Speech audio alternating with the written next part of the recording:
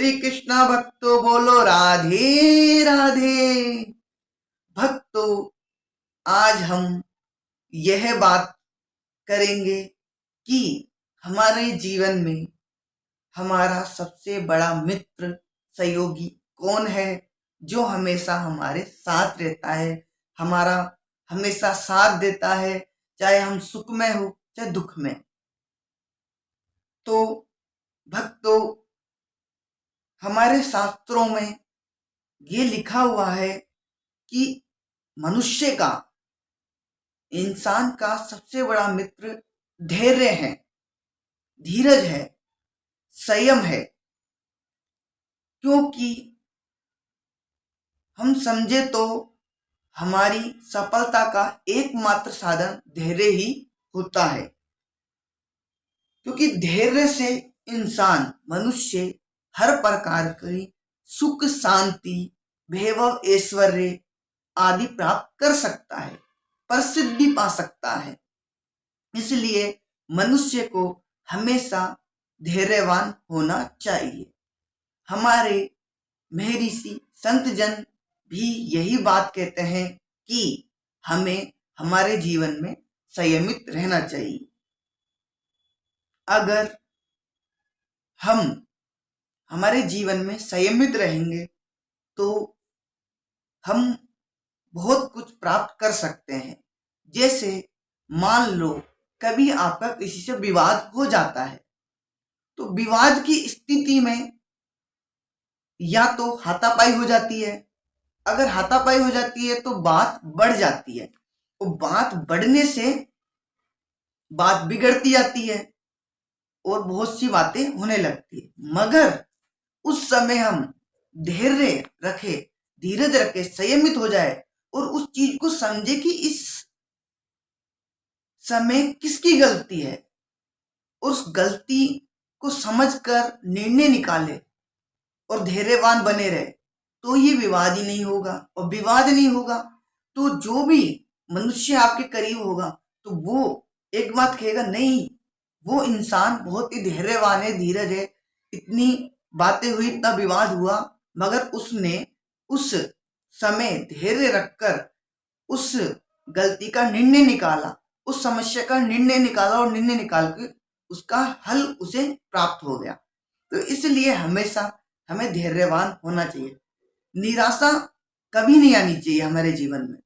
जैसे अब के जो विद्यार्थी है, जो सरकारी नौकरी आदि सिविल सर्विसों की तैयारी कर रहे हैं, वो लगातार मेहनत करते हैं, बहुत मेहनत करते, मगर उनका सिलेक्शन नहीं हो पा रहा है।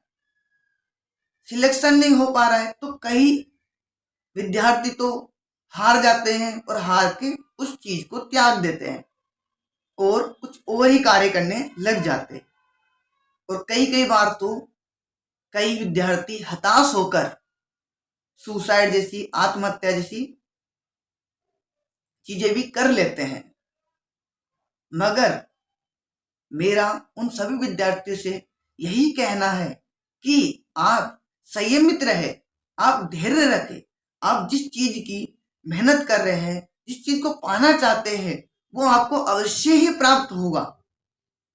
अवश्य ही आपको जो चीज चाहिए वो मिलेगी, मगर आप धैर्य रखें, आपको धैर्य रखना पड़ेगा।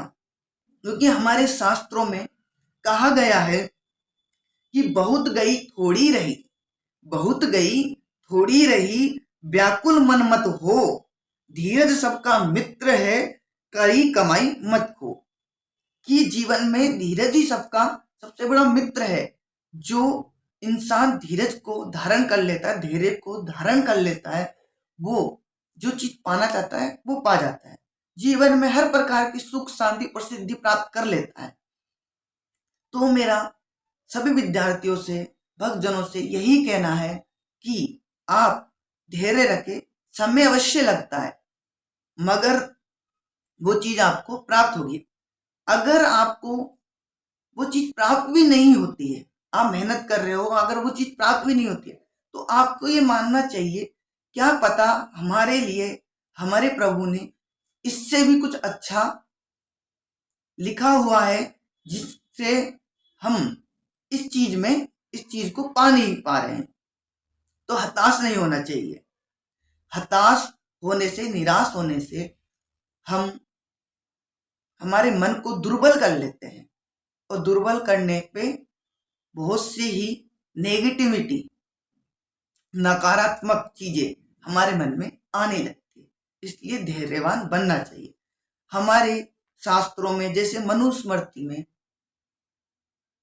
हमारे मनुस्मृति के 6 अध्याय में 10 प्रकार के नियम बताए गए हैं, जिनमें पहला नियम धैर्य ही है, जिसको हमें धारण करना चाहिए। मनुस्मृति में धैर्य को धृति से संबोधित किया गया है।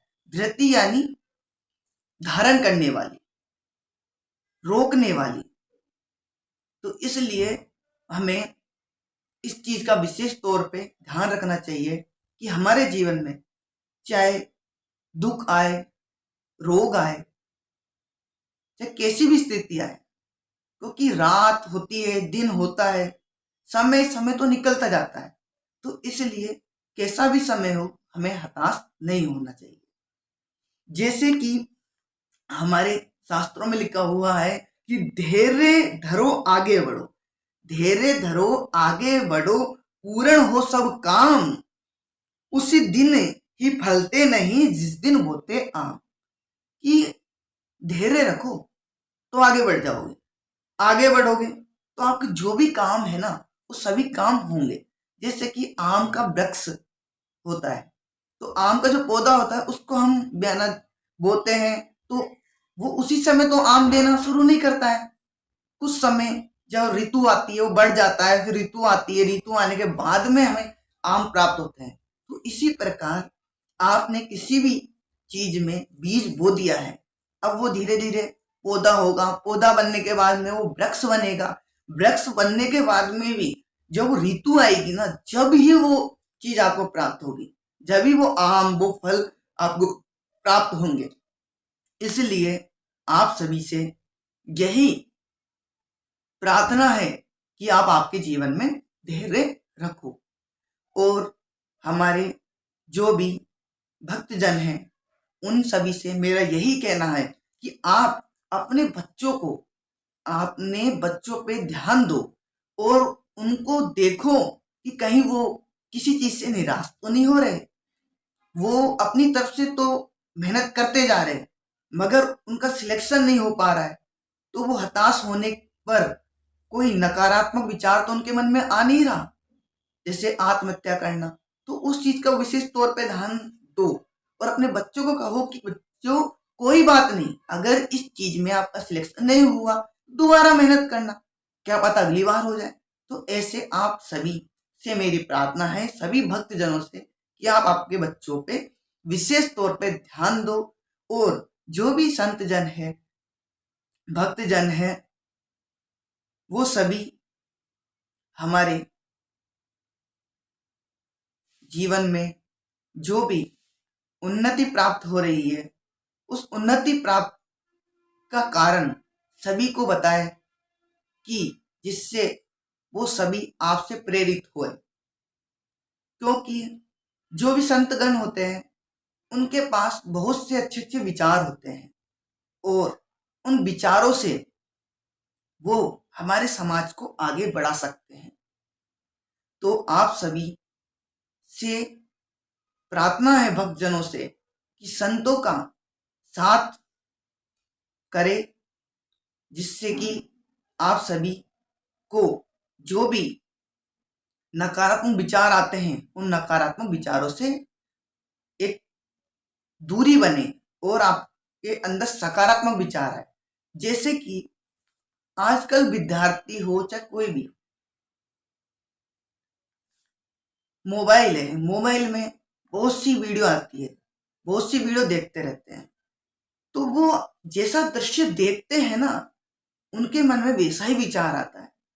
तो मैं तो ये कहूंगा कि जो माँ बाप है, जो मोबाइल लेके बैठे हैं, वो मोबाइल लेने की वजह अपने बच्चों को कुछ समय अपने पास बैठाए, और बैठाकर बहुत सी ज्ञान की बातें समझाए, या फिर कोई कथा के बारे में बताए, जिससे कि आपके बच्चों में वही विचार आए, वही सकारात्मक सोच आए।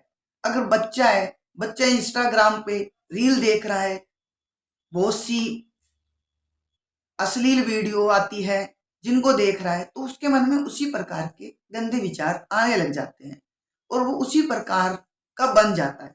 इसलिए आप उन्हें हमेशा अच्छे विचारों वाली चीजें बताएं, अच्छी चीजें दिखाएं। जैसे हमारी रामायण है, भागवतम है, श्रीमद् भगवत गीता के पाठ पढ़ाए, ये सुनाए। महाभारत आती है, उनको सुनाए। बहुत सी कथाएं, संतों की कथाएं हैं, धूजी महाराज की कथाएं हैं, भक्त प्रहलाद की कथा है, उनके बारे में बताएं, जिससे कि आपके बच्चे संस्कारी बने। क्योंकि संस्कारी बनना ही बहुत जरूरी है। आप ज्ञान तो अर्जन कर लोगे, आप ज्ञान अर्जन करने से आपको जो चीज चाहिए, मान लो आपको कोई नौकरी चाहिए, वो नौकरी प्राप्त हो जाएगी। मगर अगर आपके अंदर संस्कार ही नहीं है, तो संस्कार नहीं होने से आपको जो आपके आसपास जो लोग रह रहे हैं उसमें आप घुल मिल नहीं पाओगे।